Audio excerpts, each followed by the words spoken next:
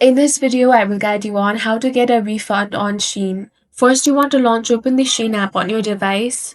Now, the process of refunding depends on whether your order has already left the warehouse. First case is to cancel before shipment. If your order status is awaiting verification or processing, you can get an immediate refund. For that, you want to tap on the Me icon at the bottom right corner, then find the option of My Orders and tap on View All. Now you want to locate your order over here and tap on cancel to select your reason. Now choose your refund method.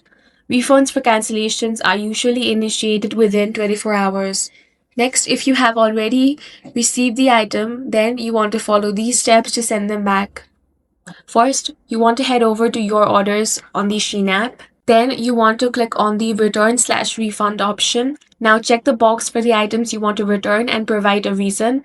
Select your preferred return shipping method and refund destination.